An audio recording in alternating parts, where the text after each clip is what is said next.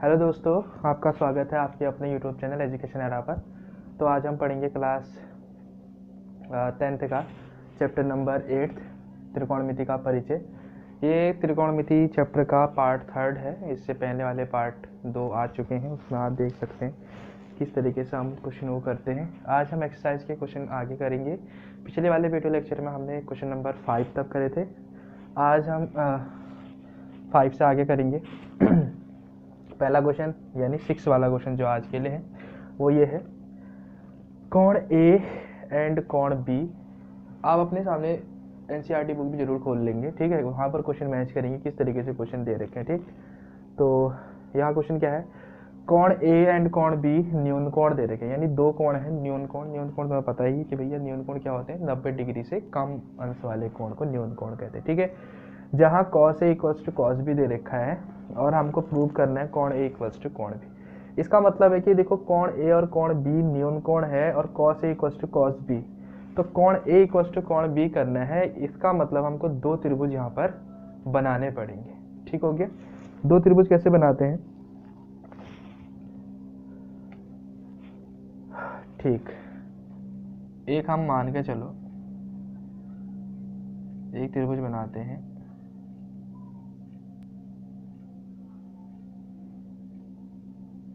P Q, ये P Q R, ठीक।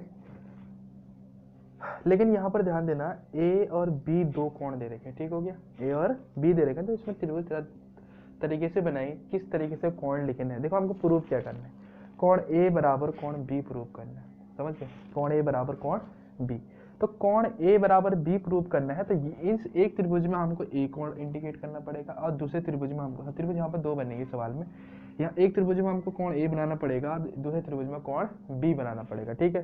तो किस तरीके से बनाते हैं, चलो इसको मैं मान के चलो, इसको मैं ए लिख दे रहा हूँ, ठीक है, पी ए आर। और एक अगला त्रिभुज बना दे रहा हूँ मैं जिसमें मेरे को कोण बी लिखना है, जिसको बी दे देते हैं। इधर भी दे सकते पर 90 के सामने नहीं देंगे, ठीक है। बी सी और डी दे देते हैं, ठीक हो गया। ये दो त्रिभुज हमारे पास हैं, समकोण त्रिभुज, ठीक। अब दो त्रिभुज समकोण त्रिभुज हैं, हमको दे क्या रखा, कॉस ए बराबर कॉस बी, है ना। और हमको प्रूव करना कोण ए बराबर कोण बी। देखो ये जो दो कोण है यानी कोण ए और कोण बी, इन दो त्रिभुज में कब बराबर आएंगे, हमने छठे चैप्टर में पढ़ा था, जब दो त्रिभुज समरूप होते हैं तो उनके संगत कोण आपस में बराबर होते हैं और संगत भुजाओं का जो अनुपात होता है वो क्या रहता है, इक्वल रहता है, यानी बराबर रहता है। संगत भुजाओं का अनुपात का मतलब क्या है, जैसे पी आर का अनुपात डी सी से किसके बराबर होगा, ए आर का अनुपात बी सी से और पी ए का अनुपात पी बी से, वो क्या है, डी बी से। ये इक्वल है, यानी हमको पहले अनुपात अगर मतलब अनुपात अगर बराबर करते त्रिभुज समरूप हो जाएंगे और समरूप हो जाएंगे तो इसका मतलब कोण ए बराबर कोण बी आ जाएगा, ठीक। सबसे पहले जो लिखा है उसी से ले लेते हैं, कॉस ए बताते हैं, कॉस ए। कॉस ए, अब देखो कॉस बराबर क्या होता है, अगर इसका वो निकालते हैं हम अनुपात में, देखो कॉस बराबर क्या होता है, आधार बट्टे कर्ण। ये वाला जो फॉर्मूला है ये पहले से बताते आ रहे हैं, है ना। ये होता है लाल बट्टे का आधार बट्टे कर्ण। ए के लिए जो कोण है उसके सामने वाला लंब हो गया, यानी लंब ये होगा, आधार आपका ये हो गया, यानी ए आर बट्टे आधार हो गया। ये आधार बट्टे क्या होता है, कर्ण। कर्ण क्या है आपका, पी ए, ठीक हो गया। ऐसे ही आप दूसरे के लिए निकाल लो, कॉस बी। बी ये है, आधार आपका ये हो जाएगा क्योंकि बी के लिए लंब ये होगा, ठीक है। तो कोण के सामने लंब होता है ना, तो आधार बी सी हो गया और कर्ण क्या हो गया आपका, डी बी। हमें पता है अकॉर्डिंग टू क्वेश्चन ये बराबर दे रखे हैं, यानी कॉस ए बराबर किसके दे रखा है, कॉस बी के। तो चलो नीचे लिख, कॉस ए की वैल्यू लिख दो यहाँ पर, ए आर बट्टे पी ए और बराबर बी सी बट्टे डी बी। सेम इसी टाइप का क्वेश्चन एग्जाम्पल में भी है, वो भी आप इसी तरीके से करोगे, एक बार उसको भी जरूर देखना, ठीक है। तो अब हमको क्या चाहिए, ए आर के अपॉन में क्या चाहिए, बी सी चाहिए ना। तो ए आर के अपॉन में, क्योंकि हमें पता है ना कि संगत भुजाओं का अनुपात बराबर करना है, तो इसका मतलब इसका अनुपात किसके साथ लेंगे, इसके साथ। तो ए आर बट्टे बी सी होना चाहिए। तो ए आर ये है, बी सी यानी ऊपर है, इसका मतलब ये डिवाइड मतलब जो है बराबर से उधर साइड है ना, तो इसके नीचे आ सकता है क्रॉस मल्टीप्लिकेशन के थ्रू, ये वाला इधर आ सकता है, ये इधर आ जाएगा। तो यानी यहाँ से आ जाएगा AR/BC बराबर PA उधर चला जाएगा BC की जगह पर। ठीक है, ये कैसे हो रहा पता लगे गया होगा आपको, ये PA ऊपर चला जाएगा, यानी ये नीचे आ जाएगा, ये ऊपर चला जाएगा। ठीक है, क्रॉस मल्टीप्लाई होती है ना, इतना तो आपको मालूम ही होगा। ये PA ऊपर चला जाएगा और नीचे क्या है आपका BD। तो यहाँ पर आप देख रहे होगे AR/BC और PA/DB, यानी दो भुजाओं का अनुपात तो बराबर है, तीसरी का भी हमें बराबर करना है। इसको मैं मान के चल रहा हूँ अभी K, इनका अनुपात क्या माना हमने, K मान लिया। ठीक है, इसका अनुपात K मान। अब देखो इस वाली भुजा का अनुपात निकालना है मुझे, यानी PR और DC का अनुपात चाहिए निकालना है। तो PR कैसे निकलेगा, एक बार हम पाइथागोरस थ्योरम जानते हैं। पाइथागोरस थ्योरम क्या होती है, कर्ण का स्क्वायर बराबर लंब का स्क्वायर आधार का स्क्वायर, है ना। तो यहाँ से अभी मैं एक का बता दे रहा हूँ, दूसरे का आप डायरेक्ट लिखूंगा, आप समझ जाना उस चीज़ को। ठीक है, इस त्रिभुज में देखो आप, कर्ण का स्क्वायर PA का स्क्वायर बराबर लंब का स्क्वायर प्लस आधार का स्क्वायर, है ना।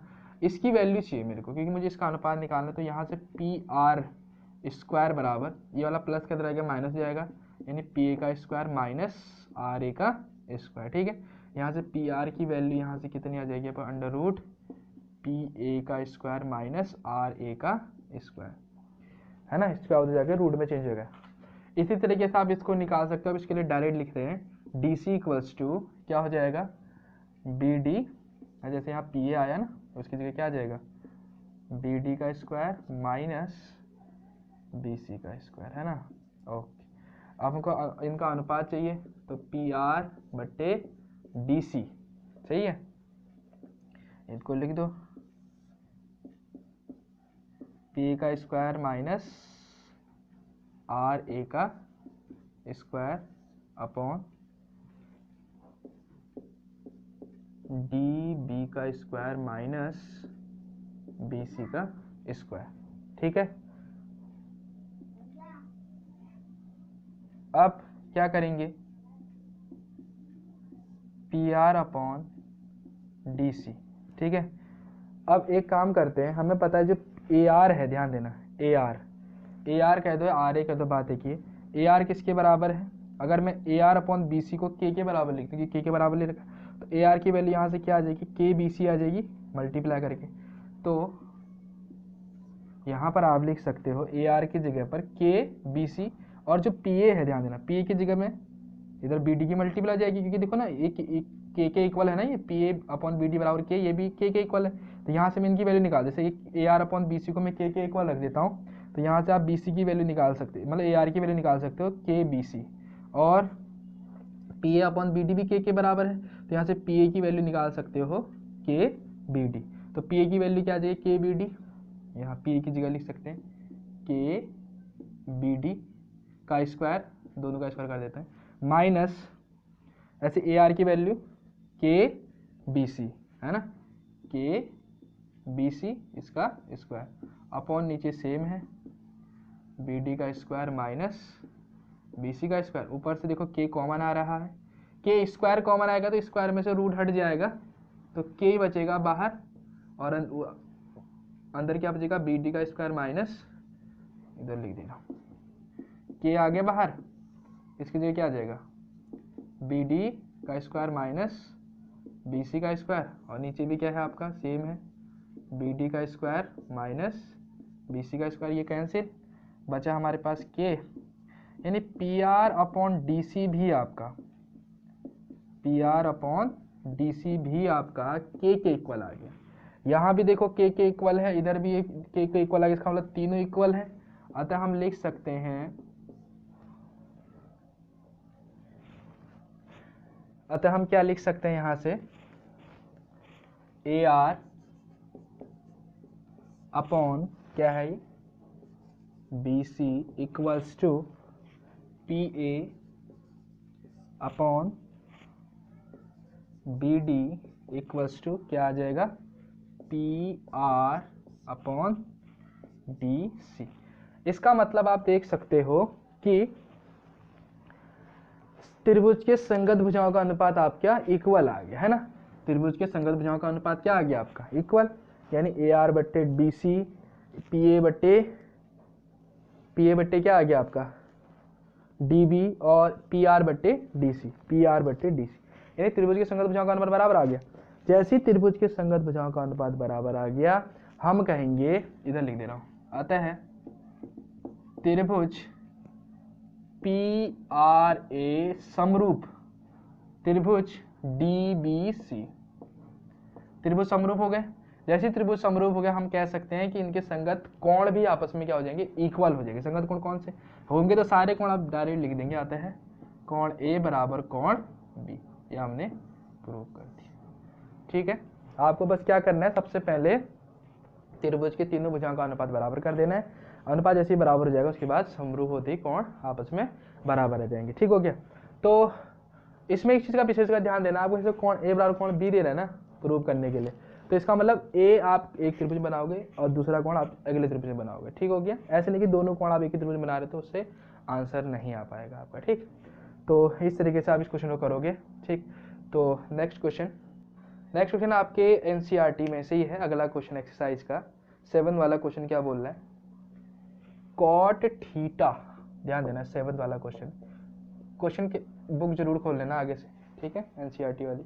Cos theta equals to 7/8। ठीक हो गया, ये हमको दे रखा है, तो हमको निकालना क्या है, सबसे फर्स्ट निकालना है आपको, किसकी वैल्यू निकालनी है, 1 प्लस साइन थीटा और 1 minus sine theta upon 1 plus cos theta और 1 माइनस कॉस थीटा। फर्स्ट ये निकालना है, सेकंड आपका निकालना है कॉट स्क्वायर थीटा। ठीक है, कॉट स्क्वायर थीटा। ओके, तो एक एक करके निकालते हैं, ये तो सरल सा है ना, पहले भी कर रखा है। Cot theta equal to 7 upon कितना दे रखा है, 7/8 दे रखा है। आपको साइन और कॉस के अनुपात और निकालने हैं ना, तो उसके लिए आपको पता है त्रिभुज के तीनों भुजाएं आपको मालूम होनी चाहिए। तो कॉट का आप देखो क्या होता है अनुपात, लाल बट्टे कक्का से, ये चीज को आप याद ही रख लो, है ना, इसके बिना नहीं हो पाएगा।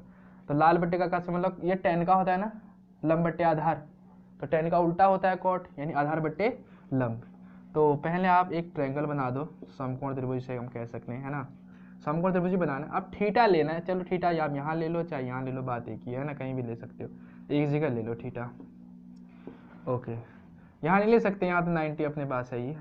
ओके, तो थीटा के सामने वाली जो भुजा होती है वो क्या होता है, लंब होता है, लेकिन हमारे पास क्या है, आधार बट्टे लंब। ये आधार ऊपर वाला है, यानी ये आपका आधार हो जाएगा और लंब क्या हो जाएगा आपका, ये हो जाएगा। ठीक है, क्योंकि थीटा के सामने वाला है ना, तो ये आपका लंब हो गया, ये आधार। ये कर्ण आपको निकालना है। अब कर्ण निकालने का तो सिंपल सा फंडा है, आप पता ही क्या करते हैं, पाइथागोरस थ्योरम लगा देते हैं। कर्ण का स्क्वायर बराबर लंब का स्क्वायर प्लस आधार का स्क्वायर, तो ये आपका 64, ये 49, ये आपका कितना हो गया, ये 3 है ना, 9 4 13 हो गया, 6 4 10 और 11, 113 हो रहा है। अब बाकी कर्ण यहाँ से अंडर रूट में आ जाएगा 113। ओके, तो यहाँ से 113 आपका कर्ण की वैल्यू आ गई। अब बस आपको कुछ नहीं करना है, सवाल को देखो और फटाफट वैल्यू रख दो। ठीक है, पहले तो इसको थोड़ा सा सही से लिख लेते हैं। 1 प्लस साइन थीटा है, आप डायरेक्ट यहाँ साइन थीटा की वैल्यू भी रख सकते हो, लेकिन अब थोड़ा सा कैलकुलेशन ज़्यादा हो जाएगी, इसलिए आप थोड़ा सा उसको सॉल्व कर लेते हैं ना। 1 प्लस कॉस थीटा और 1 माइनस कॉस थीटा। यहाँ देखो 1 प्लस साइन थीटा और 1 माइनस साइन थीटा क्या होता है, देखो a plus B A minus B का फॉर्मूला बन रहा है, तो a plus B A minus B, A square minus B square, identity होती है ना। ठीक हो गया, तो a plus B A minus B, A square minus B square, यानी ए स्क्वायर 1 का square minus B square sine का स्क्वायर। ठीक हो गया। उसके बाद यहाँ पर भी सेम यही, a plus B A minus B, ये 1 लिखना, a plus B A minus B, यानी ए स्क्वायर माइनस, क्योंकि एक का स्क्वायर एक ही होना है, बात तो लिख नहीं रहा हूँ, एक का स्क्वायर एक हो गया, यानी A square minus B square cos square theta. अब वैल्यू रख लो यहाँ से, है ना, तो यहाँ से देखो 1 तो 1 है ना। साइन क्या होता है, लंब बट्टे कर्ण। देखो थीटा के सामने वाला लंब, लंब आपका क्या है 8, और कर्ण भी आ रखा है आपका 113, इसका स्क्वायर है, ठीक है, अपॉन 1 माइनस कॉस क्या होता है, आधार बट्टे कर्ण, है ना। आधार थीटा के लिए आधार ये, क्योंकि लंब ये है, आधार आपका 7 और कर्ण तो पता ही क्या है 113, इसका स्क्वायर, ठीक है।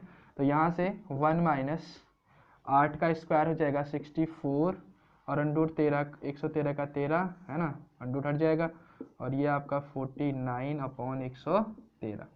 इधर से ये कर देंगे मल्टीप्लाई, है ना, एलसीएम लेके, एक की गुणा 113 में करेंगे तो 113 माइनस 64 अपॉन 113 है ये है, और उसके बाद 113 के 1 में करेंगे 113 माइनस 49 अपॉन 113, ये वाला, इसका भी एलसीएम ले लिया, इस 113 से 113 चला जाएगा, बाकी इसका इसको माइनस करके जो आएगा वो लिख देना, इसको भी माइनस करके जो आएगा लिखना अपॉन में, ठीक है, यानी ऐसे 113 माइनस 64 अपॉन 113 माइनस 49, इसमें आप आंसर लिख रहे हो।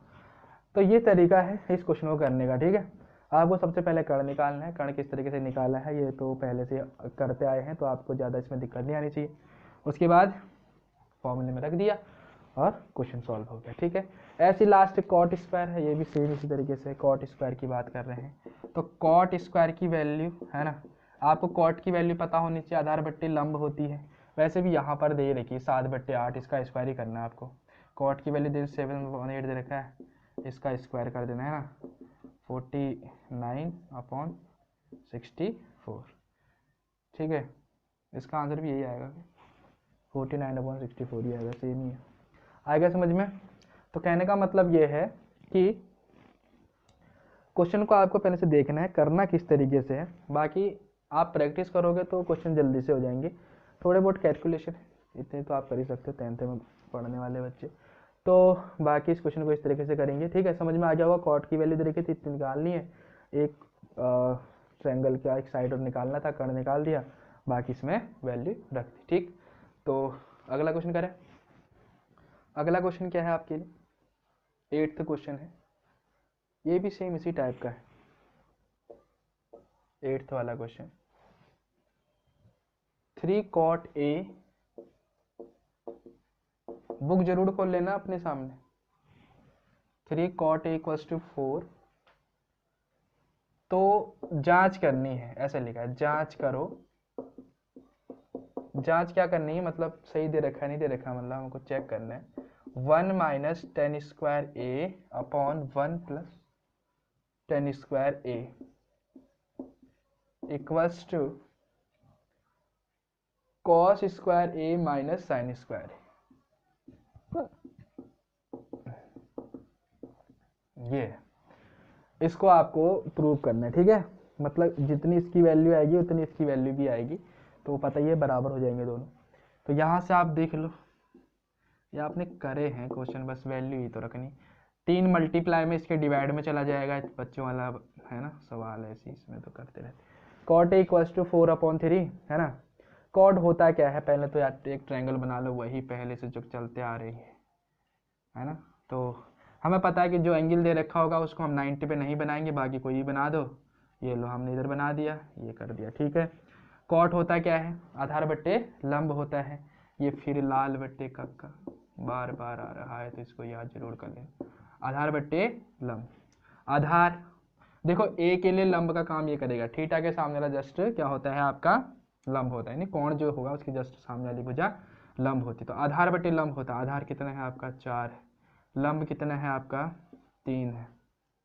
कर्ण फिर निकालना है, कर्ण स्क्वायर इक्वल्स टू क्या होता है, लंब का स्क्वायर प्लस आधार का स्क्वायर, कर्ण का स्क्वायर बराबर लंब कितना, ये 9 हो गया, ये कितना हो गया 16, और ये आपका 25 है ना, और कर्ण यहाँ से अंडर रूट 25 और 25 का क्या निकल गया 5, कर्ण आपका निकल गया 5। ओके, अब यहाँ पर वैल्यू रखो जरा, सबसे पहले हम ले लेते हैं LHS, ले लेते हैं LHS लेने पर, देखो LHS इधर साइड वाला, RHS ये राइट हैंड वाला ना, ये LHS लेफ्ट हैंड वाला। ओके, तो यहाँ देखो 1 माइनस 10 स्क्वायर है, सबसे पहले 10 देखो होता है क्या है, लंब बट्टे आधार, क्या होता है लंब बट्टे आधार। तो लंब कितना है आपका 3 और आधार कितना है 4, वैसे भी आपको पता है कि टेन जो है कॉट का उल्टा होता है, तो आप 4/3 को 3/4 लिख सकते हैं, नहीं तो आप यहीं से कर लो, बात वही पड़ी। 1 प्लस वहाँ भी टेन ही है, बस प्लस का फ़र्क है, तो यहाँ पर भी 3/4 ही आना है ना। इसकी करो, इसको सॉल्व करो, ये 9 हो गया, ये 16 और ये भी 9 और 16, 16 कम 16 में 9 घटाएंगे कितना आएगा 16, चलो डायरेक्ट लिख देते हैं, 16 कम 16 में 9 घटाओ कितना आएगा 7, है ना। ओके, 7/16 हुआ अपॉन 16 कम 16 और 9 25/16, 16 से 16 चला जाएगा और 7/25, यानी इसकी वैल्यू आपकी इतनी आई 7/25। अब इसकी भी इतनी आनी चाहिए तभी बराबर होंगे। अब ले लेते हैं RHS लेने पर। ओके, तो RHS ले लो जरा, cos square A minus sine square A, ठीक है। तो ये क्या आ गया, cos square A minus sine square A। तो cos क्या होता है आपका, आधार बट्टे कर्ण, तो cos के लिए आधार A के लिए मतलब आधार यही हुआ आपका, आधार कितना हुआ 4 और कर्ण कितना हुआ आपका 5, यानी 4/5 का स्क्वायर कर देते हैं, माइनस साइन क्या होता है लंब बट्टे कर्ण, लंब बट्टे कर्ण आपका 5, ये हुआ।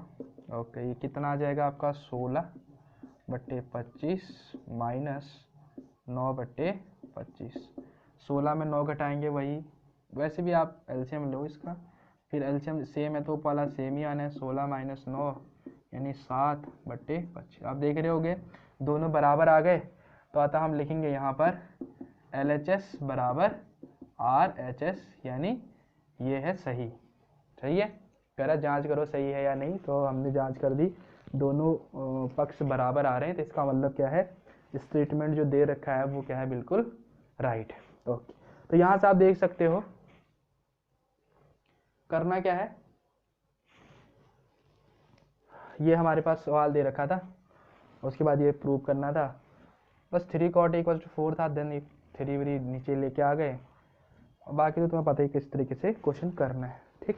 आपको बस यहाँ पर विशेषकर ये ध्यान देना है कि कोण जो दे रखा है ना वो 90 पे नहीं बनाना, बाकी बना देना कोई सा भी कोण, है ना, और बाकी जो कोण निकालना है वो भी 90 पे नहीं बनाना। तो यहाँ पर A ही निकालना है और A ही दे रखा है, तो इसका मतलब A को आपको 90 पे नहीं बनाना है, बाकी जगह बना सकते हो।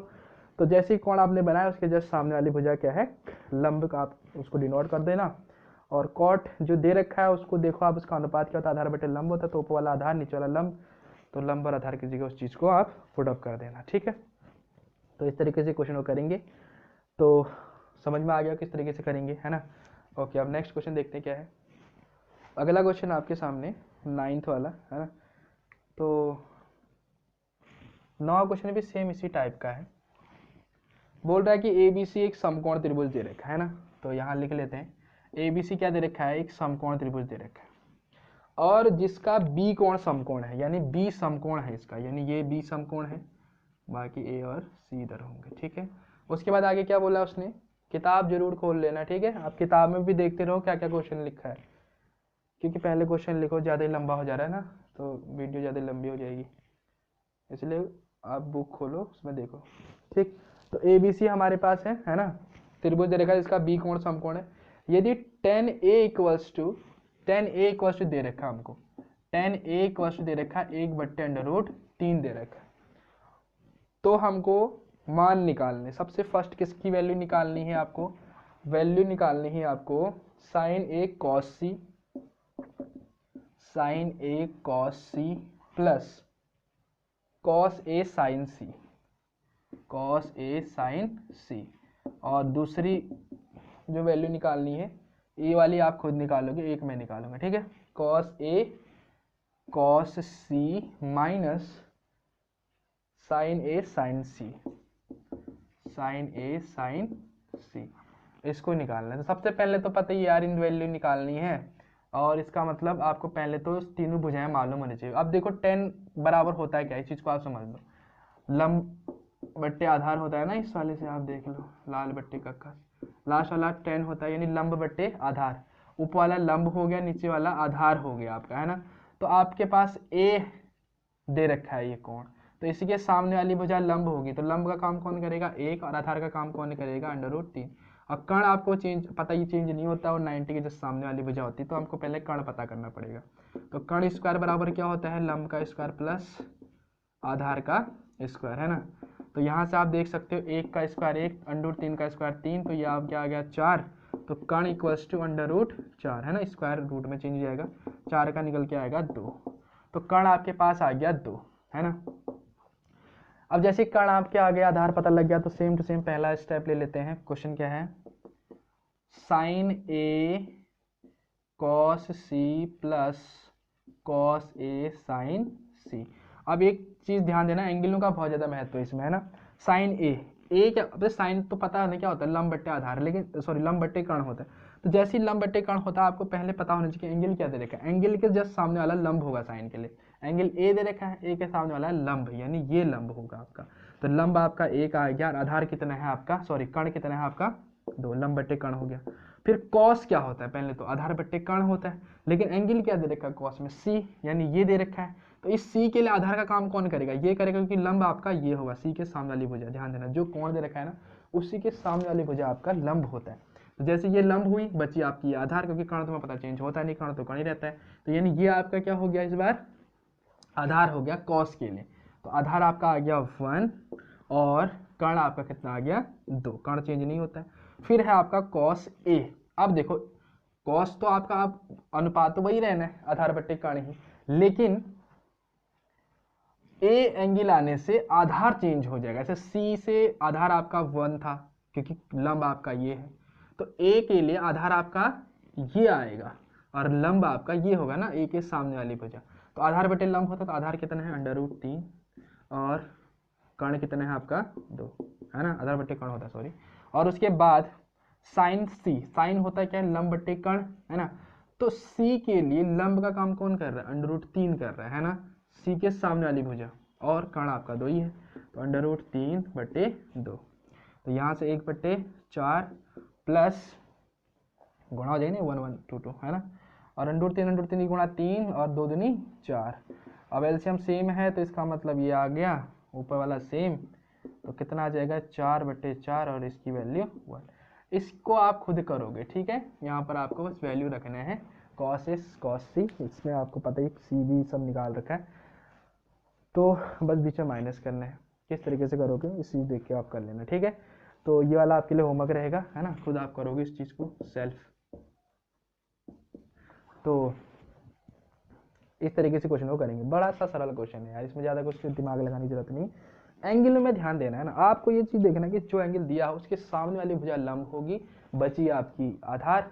कर्ण तो आपको कभी भी चेंज करके नहीं मिलेगा, कर्ण आपका जो भुजा एक त्रिभुज बना दी वो हमेशा वही रहनी है, यानी 90 के सामने वाली भुजा कर्ण होती है, वो सबसे लंबी भुजा होती है, ठीक हो गया। बस लंब आधार चेंज होते हैं एंगल के अकॉर्डिंग, ठीक। तो ये क्वेश्चन समझ में आ गया होगा। अब लास्ट क्वेश्चन करते हैं 10वां, ठीक। 11 वाला क्वेश्चन सही और गलत करना है आपको, मतलब सही कौन सा है गलत कौन सा है वो आप खुद से एक बार ट्राई करोगे तो आपसे हो जाएंगे, ठीक है। ओके, तो समझ में आ गया क्वेश्चन। त्रिभुज PQR में जिसका Q समकोण है, ध्यान देना, किताब में पढ़ते रहना। त्रिभुज PQR दे रखा है, ध्यान देना, त्रिभुज क्या दे रखा है PQR, और उसका Q जो है समकोण है, ये Q जो है समकोण है, बाकी P और R कहीं पर भी बना दो ऊपर नीचे। आगे बोला है और क्या दे रखा है, PR + QR = 25 दे रखा है, PR + QR = 25 सेंटीमीटर दे रखा है, ठीक है, ये सेंटीमीटर हो गया। फिर आगे बोला है PQ = 5 है, PQ = 5 सेंटीमीटर। हमको क्या फाइंड आउट करना है, साइन P कॉस P और tan P, ये आपको पता करना है, याद करो इनकी वैल्यू क्या होगी। ये है क्वेश्चन।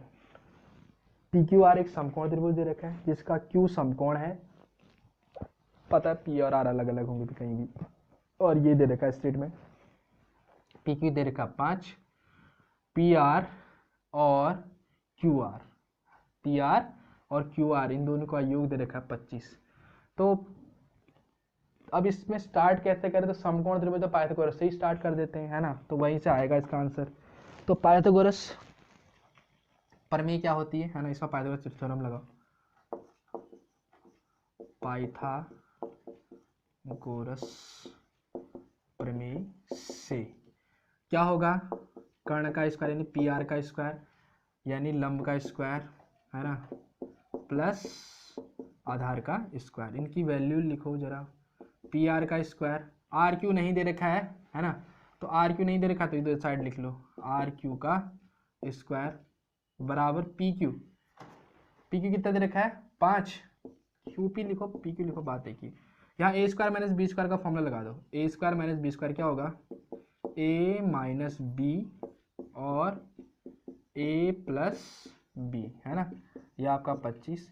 ए plus B, P R plus R Q, P R plus R Q दे रखा है 25, ये P R minus R Q और इसकी वैल्यू कितनी दे रखी है आपको 25 बराबर 25। 25 से 25 चला जाएगा, है ना, मल्टीप्लाई में डिवाइड चला जाएगा, तो P R minus R Q आपके पास आया 1।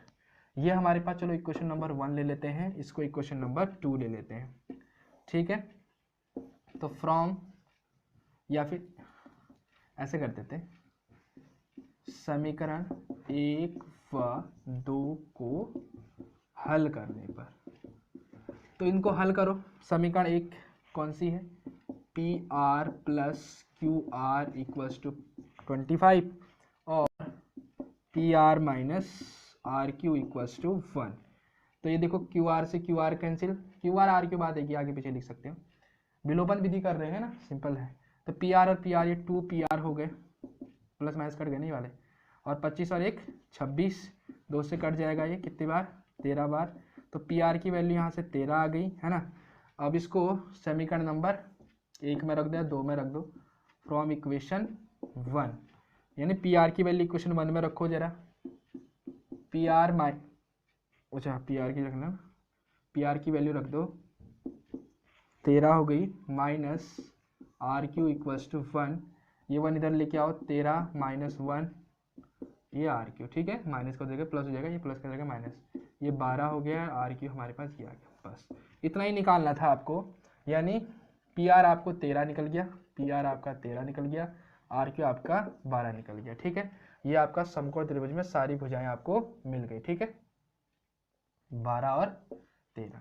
अब जैसी समकोण त्रिभुज में सारी भुजाएं मिल गई, आपको क्या करना है, सबकी वैल्यू निकालती नहीं यार, साइन पी कॉस पी सब निकालने, चलो यहाँ निकाल देते, इधर ही लिख लो, चलो साइन पी एक निकाल देना, बाकी आप खुद ही निकाल लेना। देखो पी के लिए, देखो सब में पी निकालना है, तो इसका मतलब एक ही बात हुई, पी के लिए आपका लंब आपका ये करेगा काम और आधार ये, ठीक है।